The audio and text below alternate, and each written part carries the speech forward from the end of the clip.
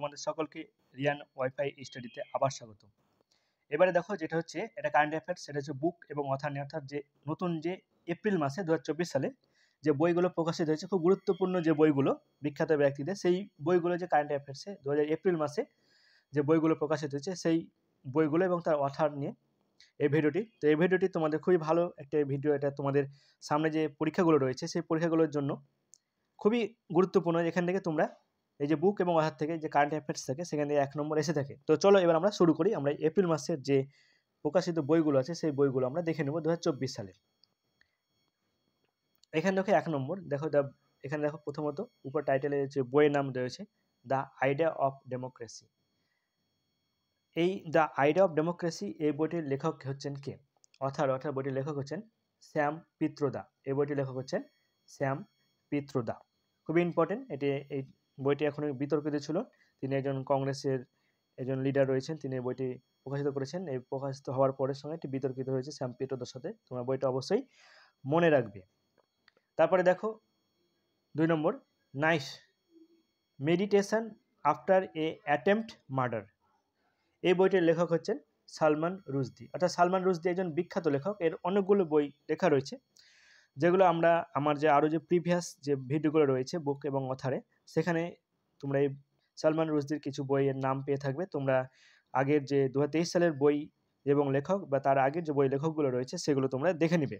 অর্থাৎ এখানে খুব important the knife meditation after a attempt murder. এই বইটির লেখক হচ্ছেন সালমান রুশদি। খুব ইম্পর্টেন্ট, এটা মনে রাখবে, এটা তোমাদের পরীক্ষা আসার খুবই সম্ভাবনা রয়েছে। তারপরে দেখো maker of modern Goa the untold story of Pratap Singh Rana. এই বইটির লেখক হচ্ছেন বিজয়া দেবী রানা। বিজয়া দেবী রানার বইটির লেখক হচ্ছেন maker of modern Goa the untold story of Pratap Singh Rana. এরপরে দেখো এরপরে রয়েছে কি the law and spirituality reconnecting the bond. এই বইটির লেখক কে? এই বইটির লেখক হচ্ছেন অথার প্রফেসর রোমান মিট্টাল এবং ডক্টর সীমা সিং। অর্থাৎ ইনি যৌথভাবে এই বইটি লিখেছেন। আবার বলি, লেখকের নাম হচ্ছে প্রফেসর রোমান মিত্তাল এবং ডক্টর সীমা সিং। তাদের লিখিত বইয়ের নাম হচ্ছে the law and spirituality reconnecting the bond. তারপরে দেখো just a missionary notes from my life and career. এই বইটির লেখক হচ্ছেন আরবিআই গভর্নর দেবুরি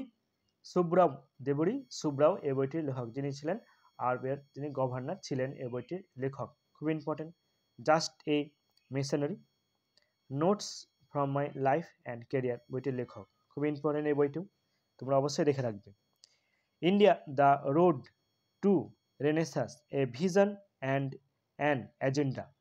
এই বইটির লেখক হচ্ছেন ভীমেশ্বরা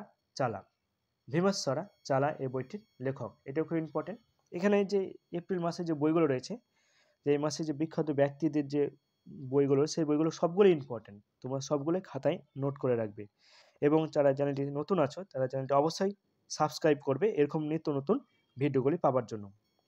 এরপরে দেখো সাবকা রাম এই বইটির লেখককে? Author doctor Prabhas Kumar and Shri Rajiv Gupta. এই বইটির লেখক হচ্ছেন ডক্টর প্রভাস কুমার এবং শ্রী রাজীব গুপ্তা। এই বইটির লেখক হচ্ছেন সাবকা রাম। এটাও খুব ইম্পর্টেন্ট বই, অবশ্যই তোমরা মনে রাখবে বা নোট করে রাখবে। তারপরে হ্যাভেনলি আইল্যান্ড অফ গোয়া।